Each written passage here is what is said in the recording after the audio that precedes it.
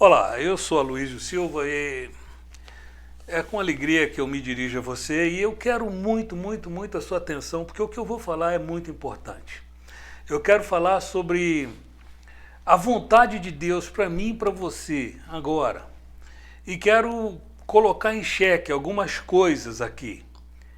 E o texto que eu quero ler para basear essa palavra é o que se encontra em Tiago, capítulo 2, o verso 13, o último versículo do capítulo 2 de Tiago, que diz assim: porque o juízo será sem misericórdia para aquele que não usou de misericórdia.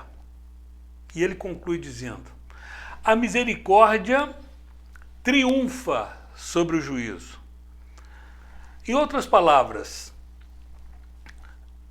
eu e você, nós somos alvo da misericórdia de Deus, que através do sacrifício da morte de Jesus na cruz, ele nos alcançou. Então, quer dizer, isso é misericórdia. Olha, estava morrendo, estava perdendo, estava condenado, vou enviar o meu filho e vai pagar pelo pecado dele, pelo pecado dela. Foi isso que Jesus fez.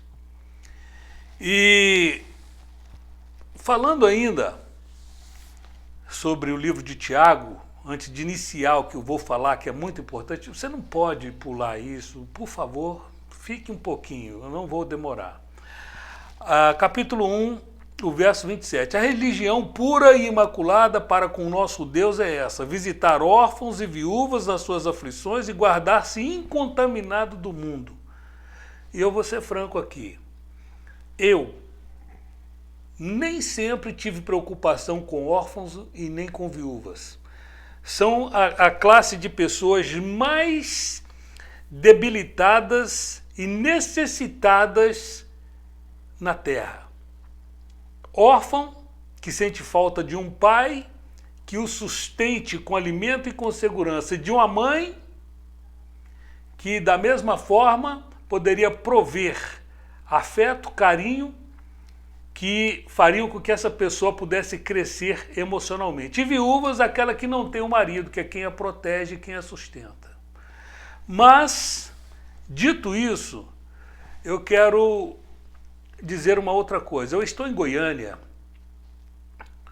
há quase um ano. Eu saí de Boston em outubro, parece que no dia 20 de outubro, 4 dias antes do meu aniversário, vim para Goiânia. Estava extremamente deprimido, chateado com o meu cristianismo, comigo mesmo, debilitado. E eu fiquei em Goiânia e fui cuidar de algumas coisas pessoais. E nesse momento que eu comecei a cuidar das minhas coisas pessoais, eu tive um tempo maior para me relacionar, voltar a relacionar com o meu pai. O meu pai biológico morreu, eu tinha 1 ano, eu não cheguei a conhecê-lo. E por muito tempo vivi frustrado, até que entendi que Deus falou: eu sou o seu pai. E diante das maiores dificuldades, das maiores privações, das maiores pobrezas que você passou, eu cuidei de você. E eu fui entendendo que Deus nunca deixou de estar presente na minha vida, mesmo nos piores momentos, mesmo quando não tinha comida, mesmo quando tinha decepções, mesmo quando era algumas vezes até espancado, né? Que a minha mãe, muito nervosa, ela não tinha medida de quanto ela nos agredia, pensando estar corrigindo. Mas Deus estava cuidando. E nós fomos alvo do amor de Deus. Eu fui, e você também é.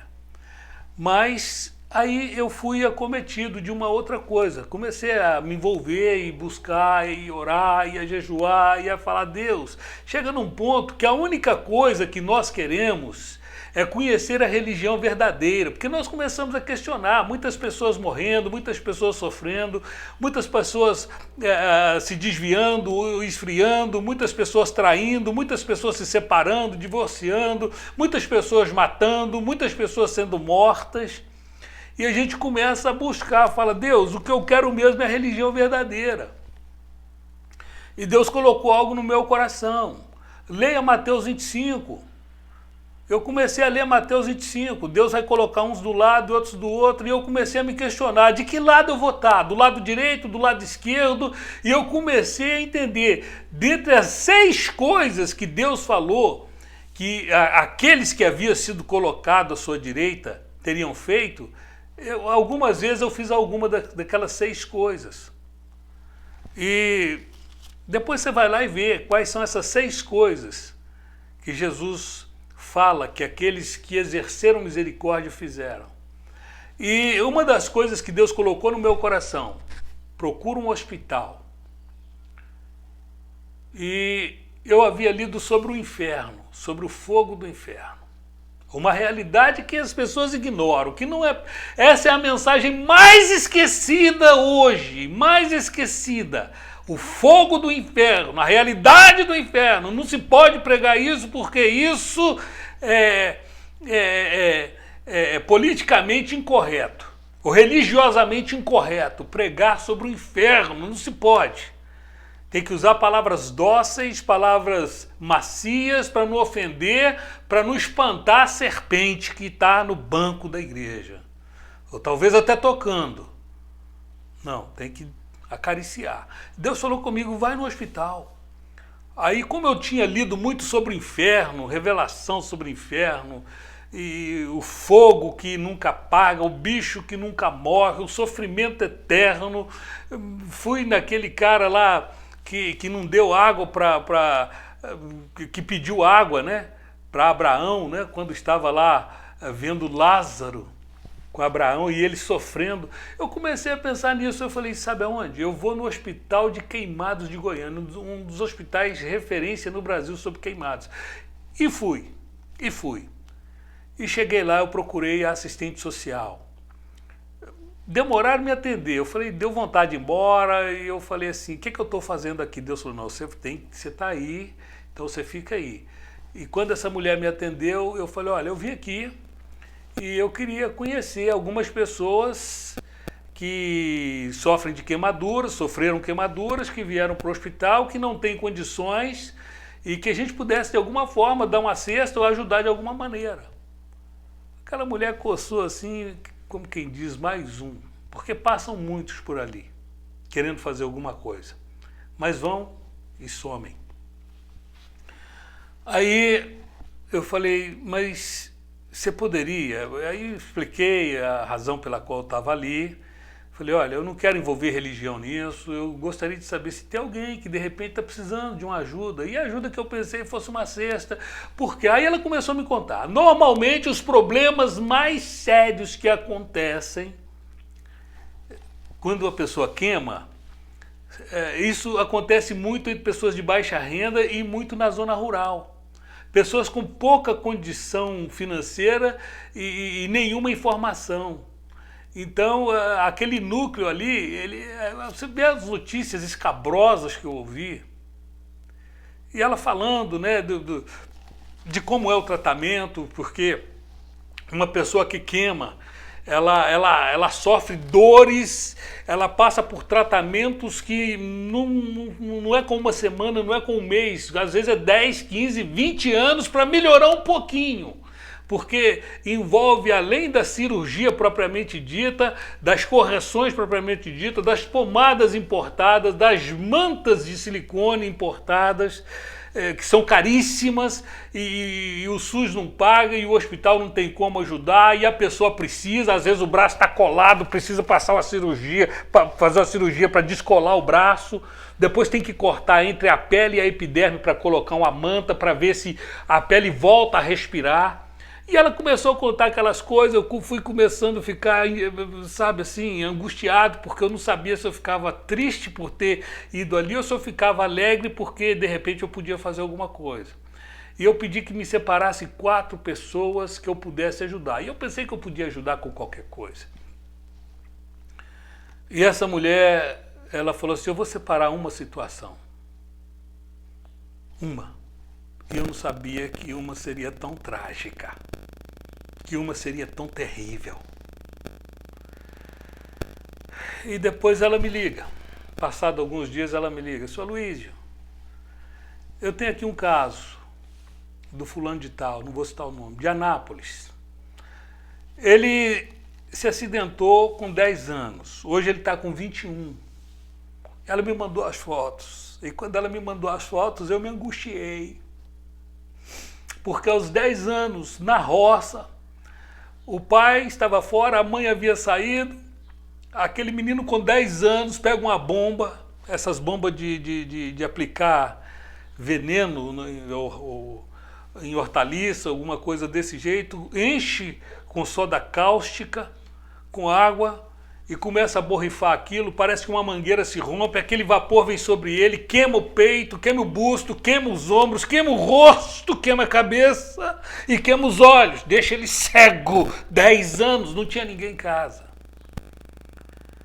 E ele, no desespero, ele sai correndo, gritando, chega numa cancela, encontra um vizinho de uma outra propriedade perto que vinha procurar o pai dele, o pai dessa criança, e aquele vizinho presta os socorros. E se você vê o relato desse menino, que hoje tem 21 anos, com o rosto deformado, o peito deformado, a boca fora do lugar, os olhos deformados, quando ele começa a narrar a sua história, você não consegue associar a voz daquela pessoa àquela figura deformada, porque não há ira, não há raiva, não há revolta, há uma profunda paz. Ele falando, eu não sei o que me levou a fazer aquilo naquele dia. Eu não sei. A minha mãe já havia explicado, ela havia explicado para nós que não mexesse na soda cáustica, que era dela fazer sabão, que ela usava para fazer sabão, mas eu não pensei que fosse tão sério. E aquele moço de 21 anos, na sua voz calma, ele vai narrando a sua história, e você não consegue, não dá para fazer de conta que não é uma história qualquer, é uma história verdadeira. Bom, em suma, eu ouvi, me comovi, virei para a Rosa, falei, Rosa, e aí? Ela falou assim, olha, o médico, ele faz tratamento até hoje, depois de 11 anos, e o médico encaminhou ele para uma clínica de olhos para ver se há condições de recuperar a visão, ou seja, com transplante, ou seja, o que for. E parece que há condições, mas é muito caro. E é aí que eu gostaria de colocar em xeque o meu e o seu cristianismo, o meu e o seu Jesus, a misericórdia que me alcançou e que te alcançou, se ela parou aí, ou se ela pode passar além de nós e alcançar essa outra vida. Eu vou colocar na descrição desse vídeo o contato da Rosa e do Hospital de Queimados. São várias outras pessoas, mas Deus permitiu que esse fosse o primeiro, para que você possa entender que as suas necessidades, as minhas necessidades não são tão urgentes assim. A nossa dor não é tão doída, tão dolorida assim, como a dor de outros que estão do nosso lado e nós nem vemos. Quero deixar isso com você e pedir que Deus abra os seus olhos, como tem aberto o meu, para a verdadeira religião, que está muito, mas muito longe de estar dentro de 4 paredes. Ela está nas ruas, ela está do nosso lado quando a gente anda. Eu espero que Deus toque você, porque a mim Ele tocou. Um beijo no seu coração, comovido, compassivo e misericordioso. Eu declaro isso com fé em Jesus, o meu Salvador. Que Deus te abençoe, que Deus nos abençoe, que Deus abençoe a esse que precisa da nossa ajuda.